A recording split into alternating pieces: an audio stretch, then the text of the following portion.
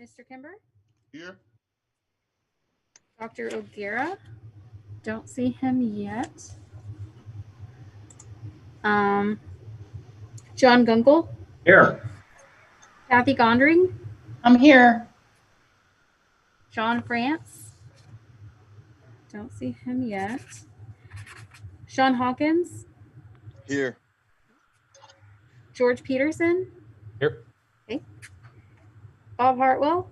Here. Cherie Ingram? She's there. I think she might just be on mute. Cherie, can you hear me? Okay. Yes, I can hear you. Okay. And Joe Cassidy? Here. Okay. And Taylor? Here. All right. We do have quorum. Sure.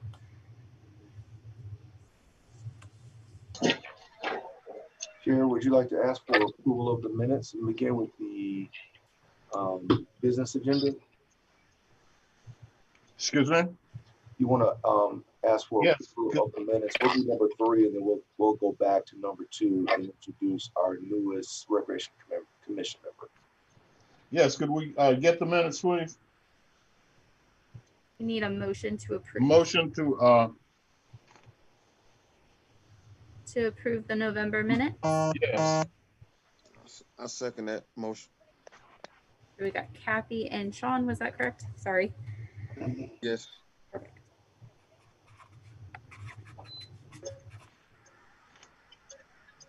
Okay. All Minutes right. are approved.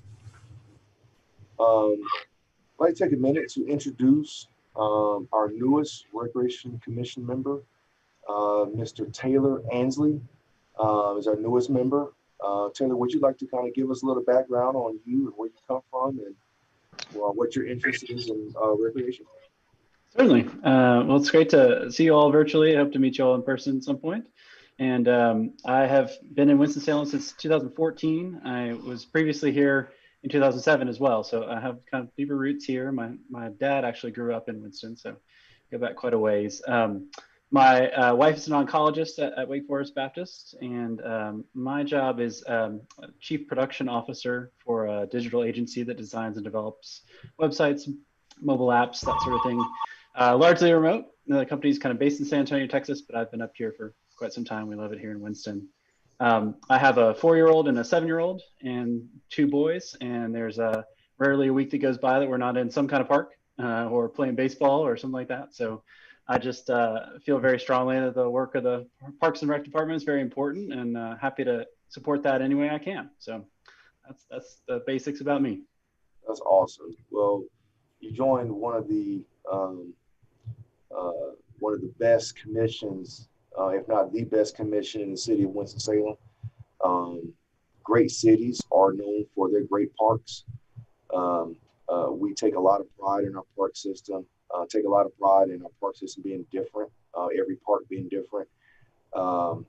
Sorry that your first meeting had to be a virtual meeting as we navigate through COVID-19, but typically at our meetings, we meet at a park or recreation center or one of our other park locations, and we serve lunch, and we usually eat very well.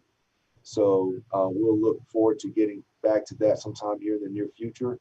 But would like to extend a thank you for joining, just asking to join this commission. I'm William Royson, the Recreation Parks Director. You'll learn a lot about our park system, and we're glad to have you on board. Well, happy to be here. I'm excited to get started. Thank you so much. Chair, I'm going to move forward with our regular business agenda, and we have an item that Leah has worked on. I started working on it initially. Leah came in and hammered out all the details and got the agreement approved. But we have a memorandum of understanding with the Winston-Salem Forsyth County School System to use a lot of our recreation centers, or several of our recreation centers, as remote learning sites to provide additional support to those communities that may have had problems accessing the internet to be able to engage into remote learning. At this point, I'll turn it over to Leah and allow her to kind of go through some of those details. This is not an item that you have to vote on. This is for informational purposes only, but it's a very good partnership. And we wanted to make sure that you were aware of some of the things that we're doing. Leah? Yep. Hey, good afternoon, everybody. Hope everybody had a wonderful Thanksgiving. So I believe we discussed this a couple months back, the partnership that we're hosting with the Winston-Salem Forsyth County Schools and Winston-Salem Recreation and Parks. What we're doing is we're offering extended day camps, which is essentially childcare from 7:30 in the morning until 5:30 p.m. The role of this is to have students, or the purpose of it is to have students at recreation centers where they're supervised with assistance with being able to log into their classwork. Once they're done with classes, of course, that's where we step in as recreation professionals, and we plan out activities and do, you know, a little bit of the things that they're missing, you know, that PE component, maybe some enrichment activities. The partnership that we have with the school system is they're coming in and they're assisting with providing us with tutors. So we've been doing this with the school system since, I believe, late August, early September. Been very fortunate they have substitute teachers that are able to come in, or I think some of them are actual teachers that are able to come in during that school time to assist students logging in and giving us that additional support. Also, if we have any kind of system failures, like we had an incident at one of our locations where the internet wasn't working, call the school system, they were able to bring out a hotspot to support us. So the partnership's been phenomenal. We're really happy to work with the school system with this. We have 9 sites that are up and functioning as extended day camps, and those are Haynes Hosiery, Little Creek, ML King, Miller Park, Minnie Lee Davis Harris, which of course is the old 14th Street, Polo, Sedge Garden, WC Sims, and WR Anderson. So when we looked at doing this partnership,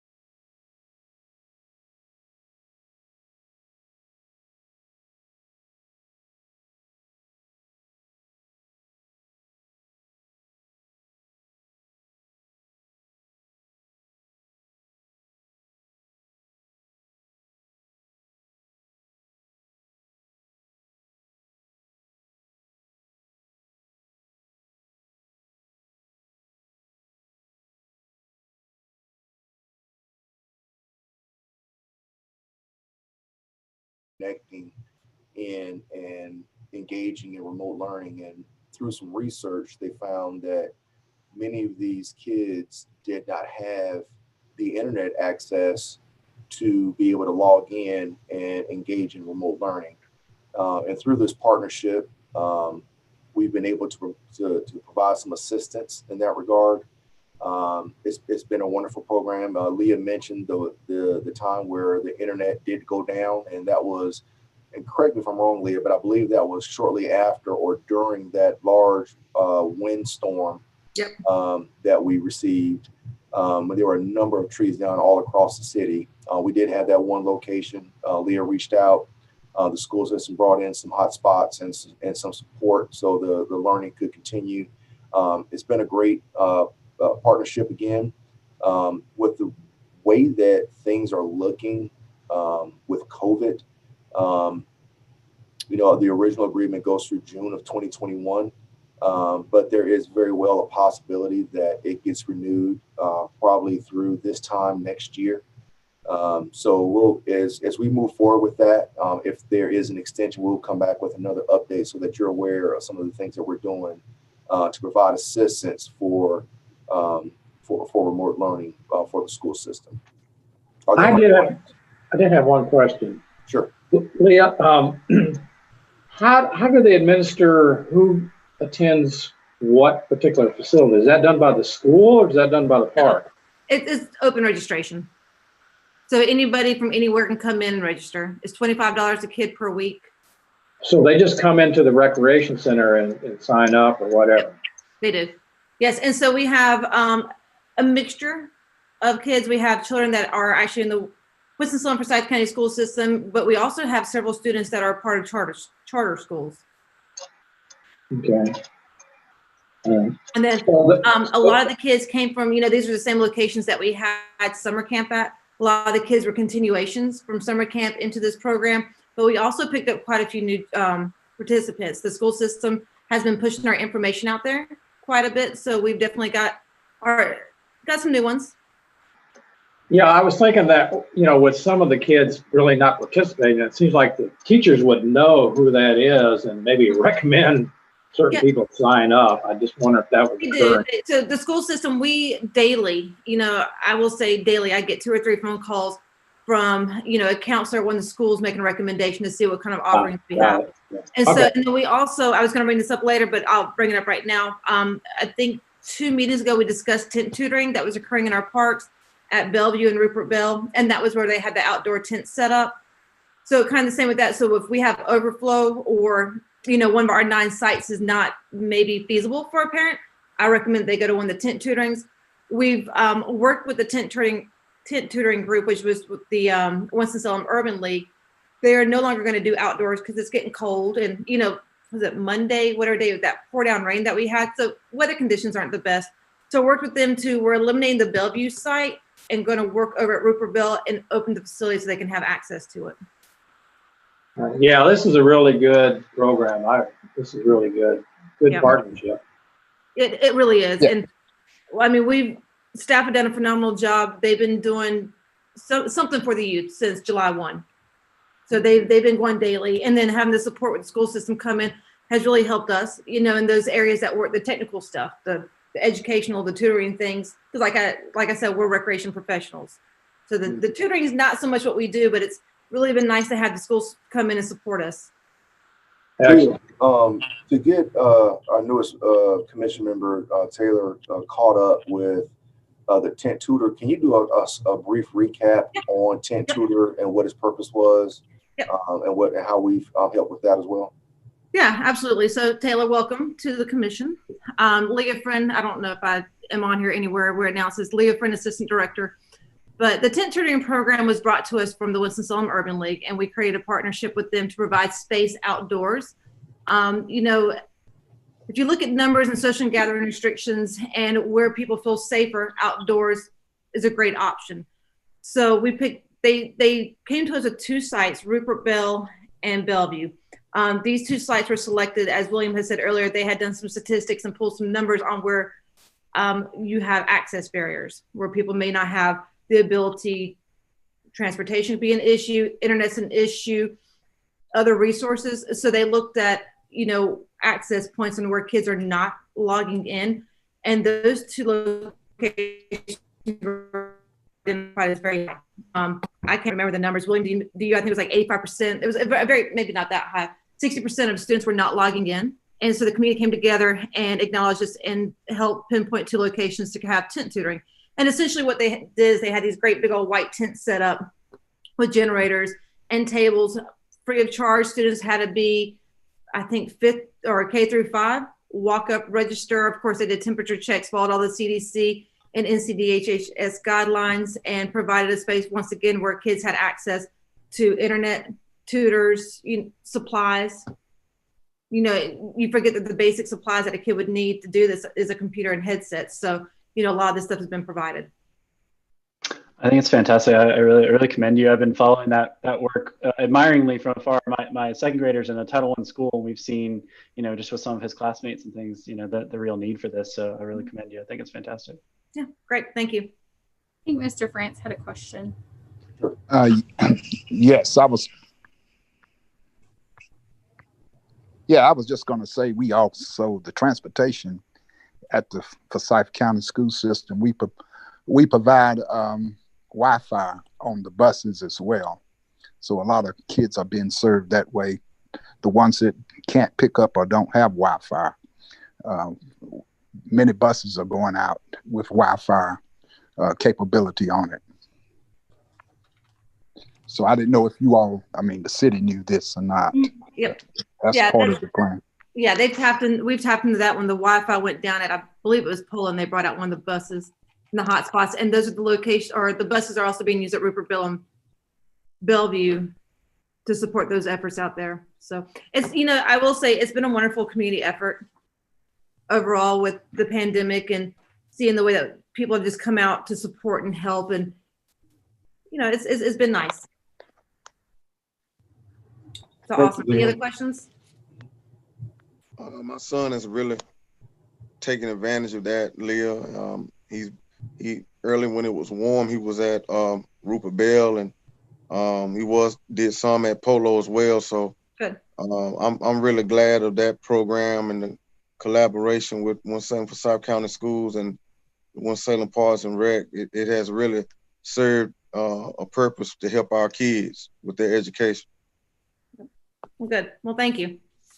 It's a real testament to the city as a whole, how we're in so many ways being forced to work with other agencies and other groups, because no one group or no one agency has all the resources that they need to do it all alone. And, with these partnerships, and this is just one of many that we have or currently working on, where we're trying to make sure that, we're doing the best that we can do for the city of Winston-Salem. And, we do a lot more than just recreate. We also provide opportunities to learn. And I just think that Leah and her staff in this department has worked really, really hard to establish these relationships, and we're going to continue that as we move forward. So good job, Leah. And I think it's been a successful program. Nothing but positive feedback. So we're really, really happy about that. I wanted to provide an update for you with that and regarding the effort with the Winston-Salem County school system. Moving on, I received a letter from Councilmember McIntosh for naming the track at Haynes Park after Bob Sosnick, who was, from my understanding, provided a lot of resources, time, and effort in establishing the Twin City Track Club. Don't know the entire history, but did learn that without his help, the Twin City Track Club may not have grown to the size that it is now, may not have been as successful as it is now. Councilman McIntosh reached out. We discussed this earlier this year, and due to COVID, it got kind of pushed back. He did reach out again, and I did inform him that that I supported the request, and that I would bring it to the Recreation and Parks Commission for an official vote to name the track at Haynes Park in the memory of Mr. Bob Sosnick. Are there any questions about this request? And Taylor, so that you're aware, we receive requests. Typically, the requests come from a city council member to name facilities after individuals who have helped build and support the city of Winston-Salem in various ways. Those requests come to me in the form of a letter that you see on the screen. We review that, we do some research, and then we bring that to the commission for approval, and then it goes to city council for final approval. So this is a very typical process. City council, to the best of my knowledge, has never approved the naming of a facility without it coming through the Recreation Parks Commission. So we'd like to bring this to the commission today for an official vote of naming the Haynes Park track in the memory of Mr. Bob Sosnick. I make a motion to approve. Second. All those in favor? Aye. Okay, Aye. are there any Aye. oppositions? Okay, motion carried. All right, we will move on to the next order of business, and it is that time of the year. We discussed this at our last meeting to elect officers which will be chair and vice chair for the Recreation and Parks Commission. Our current chair has continued to serve. I believe his tenure was over back in May. We did ask Mr. Kimber to continue to serve as we move through some difficult periods dealing with COVID until we got to a point where we had some new members replaced on our commission so we can do a vote and elect new officers. He agreed to do that. This will be his last formal meeting as the chair. As I mentioned last month, just very, very grateful for his leadership and his support over the past 2 years as the chair of the Recreation and Parks Commission. And at this time, we'd like to turn it over to the chair and the commission for an official vote for a new chair of the Recreation and Parks Commission and vice chair. All right. Would anybody like to nominate anybody? Excuse me? I said, would anybody like to nominate somebody? Or nominate themselves. Yes.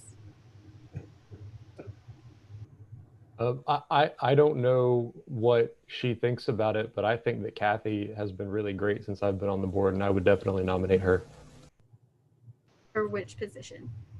for chair. But I think she'd be great for either. Could I say one thing before we proceed? Sure, absolutely.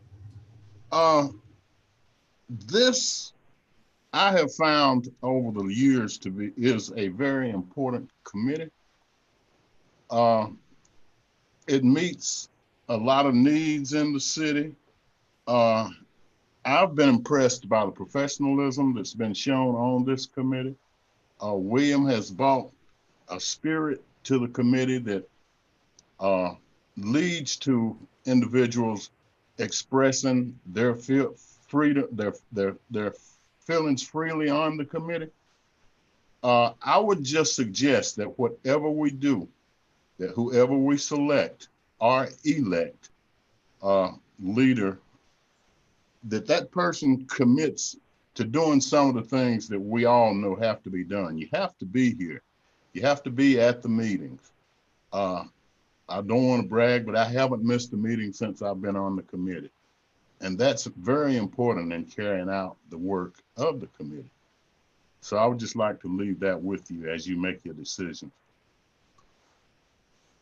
I agree. So at this point, we have one nomination for Ms. Kathy Gonnery as the chair for the Recreation and Parks Commission. Are there any other nominations the commission would like to suggest? And again, you can nominate yourself if you're interested. I have a question. Sure. All right. Is the lady, is she present? Yes. Kathy? Okay. Yes. Okay. I didn't know who you had all present here to elect. Could we have a list of the people that are present? Yeah. Actually, all members are present right now. Let me see if I can pull up a list. I know if you click participants, it'll show you, but a few people that have like just they're pretty noticeable, but some of them just have like a username. Okay, I see. I'm sure the official list will be better. Yeah, I have one. I think we ought to ask Kathy if she's willing to serve.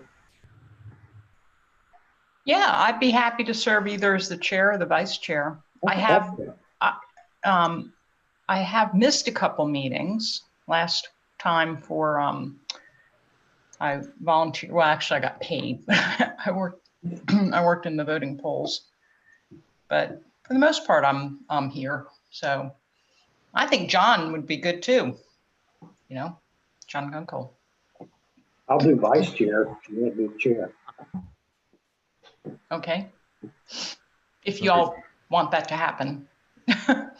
You won't hurt my feelings if you say no. It's all up to the commission. I think that, holistically, everyone on the commission has worked very, very, very well with each other, have a good understanding on how we all, on certain things that we have certain interests in, or particular interests in. And I think, together as a commission, it's the chemistry is there to continue that moving forward. So I do, correct me if I'm wrong, do hear a Kathy Gondring as chair and a recommendation. Well, we'll move, once we finish that particular recommendation, we'll move on to the vice chair, but wanted to get an official vote from the commission on the chair recommendation from Mr. George Peterson. Okay, could we get an official vote on the chair? I vote for Kathy. Are we just doing this by voice? Yeah, that's fine.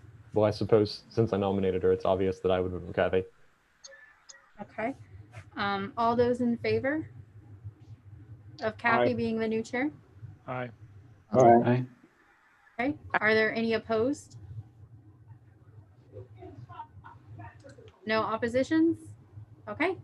Kathy is your new chair. Congratulations. Welcome, Kathy.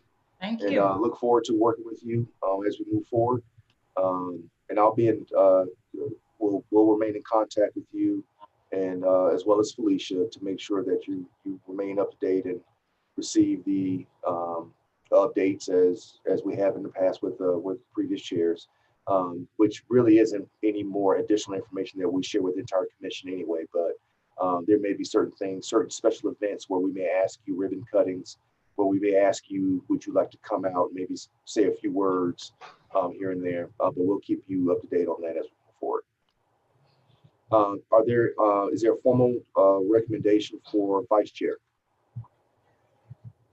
Well, I think John would, I'm the vice chair now. I think John would be great. And I think he's done a great job. So I would support him also. All right, Chair, would you like, new Chair, would you like to ask the commission for an official vote on the vice chair for the commission? Sure. So all in favor of John Gunkel for the vice chair? Aye.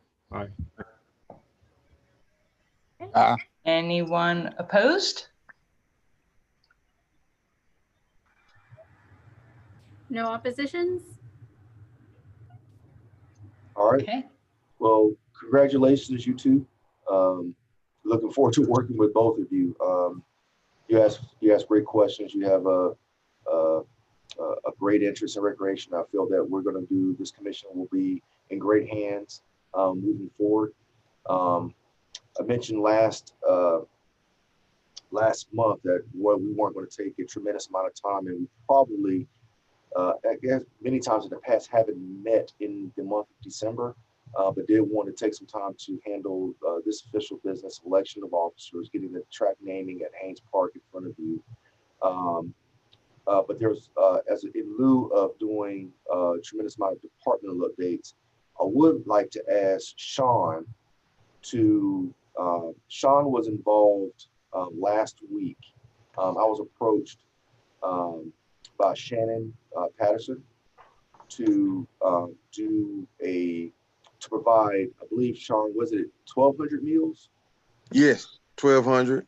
1,200 meals free to the community at our Liberty Street Park. Sean was there as part of his Masonic Lodge to volunteer to give away a lot of those meals. And Sean, I would like, if you don't mind, I hate to put you on the spot, but would like to kind of share a little bit of information about that program, how successful it was with the rest of the Recreation Parks Commission. Okay, I approached Brother Patterson as it relates to his nonprofit, Neighbors Hands, if I'm not mistaken, is the name of his nonprofit, and just help facilitating and just giving a hand. And it was up on Liberty Street, right off of Liberty Street. And it was really a good feeling to be able to help people. People came, they lined it up. We had walkers. We also had people to pull up, and as they pulled up, we put a box of meals in their car. And those meals consisted of a gallon of milk, eggs, and just enough to be able to feed, a family of 5 or more. And it was just a great feeling to be able to do that. We started out early that morning, William, to unload and get it prepped, ready to be able to facilitate it to folks as they came. And it was just a good feeling. And I think I got there around 9. I didn't leave about 12. And it was really, really a good feeling to be able to give out 1,200 meals. And I'm just glad that I was a part of that. Also, Ben Piggott was a part of it as well. And we, this is something that I've always been a part of as far as giving and being able to lend a hand. And it was just a good feeling to be able to do that. I was glad to be a part of it. If I'm correct, I believe the event was supposed to be from like 12 to 2. Mm-hmm. But they were able to give out all 1,200 meals much sooner than that. I think I got a phone call shortly after noon and said that they'd already given out almost all of the meals. Excuse me, right before 1 o'clock, that they had given out all the meals. So it was a successful event. There was an article in the paper. I'll smack Sean on the hand because the article did not mention the Recreation and Parks Department, although we did provide the space and we did work with Neighborhood Hands to make that happen. And I just wanted to take a minute because whenever you all are involved in doing things to help the community, I want to make sure that everyone on the commission is aware of that. So Sean, I'd like to personally thank you for being out there and providing that and volunteering your time to do that. It was a successful event and looking forward to doing more things like that, working with you all in the future. So I really do appreciate it. Thank you very much. That's great, Sean. Thank you. I'm glad to be a part of it. This is the end of business that I had to share with the commission today. Are there any questions or anything, any ideas or questions or concerns that the commission has for me or my assistant director? Yes, I have one question. Sure. Whenever a vaccine is available to be distributed, are there any plans for the city to get involved in helping distribute vaccines in our community or at our facilities as well? I don't know. I know that there are several. Dr. Guerra may know a lot more about this than I do, but I know that they're in the early stages of developing vaccines, and that over probably the next 4 to 6 months, we'll begin distributing vaccines. There are several different companies that are making different types of vaccines, and some are more effective than others. I'm sure that Wake Forest Baptist as well as Forsyth County will be involved. We will provide assistance and wouldn't object to providing assistance with that. But I doubt that the Recreation and Parks Department will be approached to provide assistance. I think that will have to be handled very, very carefully by medical professionals. And our recreation centers, although we do our best to keep them as clean as possible, they aren't maintained to medical grade. So it's a good question. I know that the city will work with those companies and the federal government to make sure that when vaccines are distributed, that it's done very, very carefully and methodically here in the city of Winston-Salem.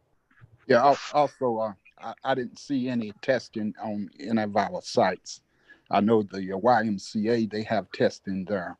So I didn't know whether the city was not getting involved in the facilities, because they have a lot of drive up. I heard that maybe they were going to have a drive up and do it that way as well, but I guess nobody knows at this point in time. I just didn't know if the city, the Parks and Recreation facilities was going to be used in any kind of way. No, we have worked with Novant and other agencies to provide space for testing. The most recent one was at Kimberly Park. They used the parking lot right adjacent to the swimming pool there at Kimberly Park. Novant had a tent set up where people in the community could, if they had transportation issues, could come out and get tested. And so we have worked with agencies and the hospitals here locally to provide space for remote testing. Yeah, I know it's going to be hard for a lot of people for transportation to get into the sites. I just wonder if the city was going to make it available for anybody that wants a vaccine. It would be made available to them in some kind of way. No, I understand. And we'll keep an eye on that. And if we do get approached, I'll make sure that the commission is aware of that. Even if it's something that's sudden, I'll make sure that some sort of email, so there's some conversation or dialogue going back and forth between you all and us to make sure that you're aware of what's going on. Leah, there are a couple of special events that we're doing over the holidays. We conclude the meeting going over a few of these that Felicia has on the screen for the month of December. Yeah. So we do have a couple things coming up. We've had some challenges with programming and making things available, so we've had to get very creative. Felicia, can you scroll up a little bit? So first thing that we have coming up is we're going to have a winter camp for the youth, and that will occur during the Forsyth County spring break. Or, I'm sorry, not spring break. I wish winter break. That way, of course, our youth have somewhere safe to go. It's at the same 9 sites that we have the extended remote learning. Information's on there. Felicia, will you scroll down to the next one, please? Mm-hmm. I'm really excited about this one. We are partnering with Samaritan Ministries to collect items for the homeless to make gift bags. So if you guys are interested or would like this information to share out to other community organizations to get some support, big items that are in need right now are bus passes, hand sanitizer, gloves, deodorant, tissues, underwear, chapstick, hats, flip-flops, things of that nature. So, look in your closet, see if you have some things that you're not using, maybe underneath your cabinets. If you have some toiletries that aren't being used, grab those. If you'd like to go purchase some, we'd love for you guys to donate and participate in this. This will occur December 1st through December 15th. And the last thing that we have is, through COVID, it's been tough. Everything is so serious. And so we've had to creatively figure out, how can we do something fun? How do we gather up the community, but not really be together? And so what we've done is we've decided to do a holiday drive-in bingo at Quarry Park. The way that this will work is everybody will pull up. The cost of entry for a bingo card is a can of food. Those donations will go to the Second Harvest Food Bank. Everybody will stay in their cars. We're going to have the bingo numbers transmitted over the radio. So that way we're practicing our social distancing. Everybody will wear their mask and hopefully have a good time. So if you're interested in that, that is on Saturday, December 12th at 2 p.m. at Quarry Park. And then the last thing that we had, I'm sorry, real quick. The department did do a food drive back in November, and all the donations that went to the Second Harvest Food Bank that we had, it was basically a drive-through at 4 locations. People would come through, drive-through, drop off food, and go on. We collected over 2,500 food items that were donated to Second Harvest. So very proud of that as well.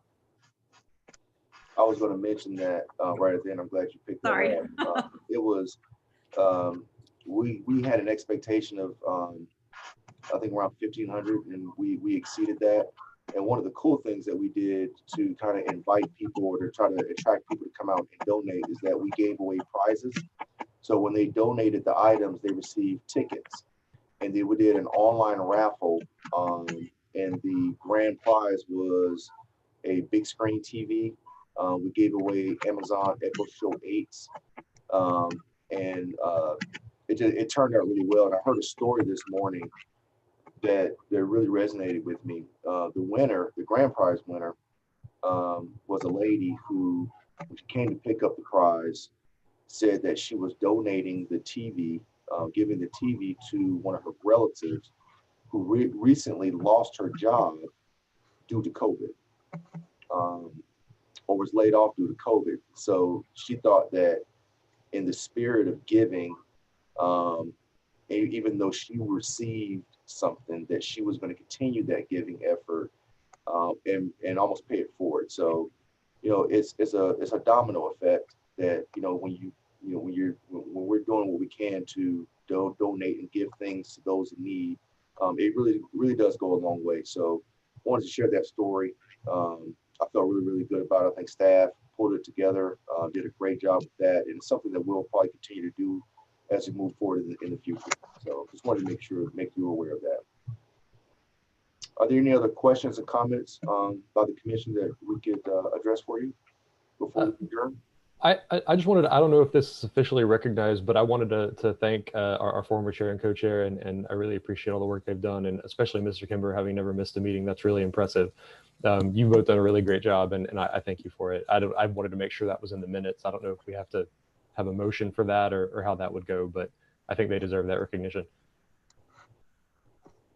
Yeah, he's done a fantastic job. He's kept me on my toes about Winston Lake. I can tell you that Winston Lake Golf Course, I can tell you that.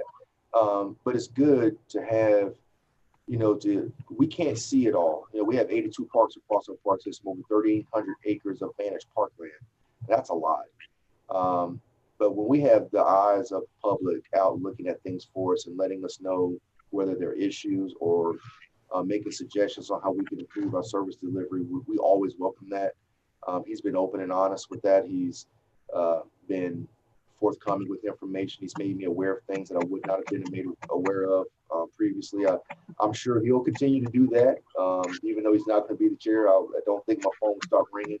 But I echo those comments and that sentiment, Mr. Peterson, because he it's a rarity that you have someone that really appreciates the value that recreation provides across the city. And I'm thankful to have him serve on the commission for as long as he has, and gonna hate to see him go. Agreed. With that being said, Mr. Kimber, you're always welcome to come back as a guest when we start eating again. Well, you will. I think I'll take you up on that. Is there an equivalent? Invite. Is there an equivalent to the gold card that just allows you into the meetings to have the free lunch anytime you want? The meetings are open to the public, and he will be extended a lifetime invitation to come eat with us the first Tuesday out of every month. And once we're able to get back to that, but yeah, those meetings are open to the public, and anyone can come, and that's why we order so much food. It's not just to give it away to employees once the meeting is over, but it's to make sure that we have enough if we do have guests come. So, Ms. Kimber, on behalf of the Recreation and Parks Department, thank you for all your time, energy, and focusing on the Recreation and Parks Commission. We're going to miss you. You're part of our family now, so you can't be a stranger, and don't be a stranger. It's been a pleasure. Agreed. And Dr. Aguirre, I know you're still on the commission, continuing on, so glad to see that as well. All right. If there aren't any further questions, Chair, I will turn it back over. New Chair, I'd like to turn it back over to you. Okay. Anybody have anything else? Okay, so motion to adjourn. So moved. Thank you, John. How about a second? Can I second that? All in favor? Yay. Thanks all. Have a great Have a rest good of your day. holiday. We'll see you the You all be first of blessed. the year. See you first of the year.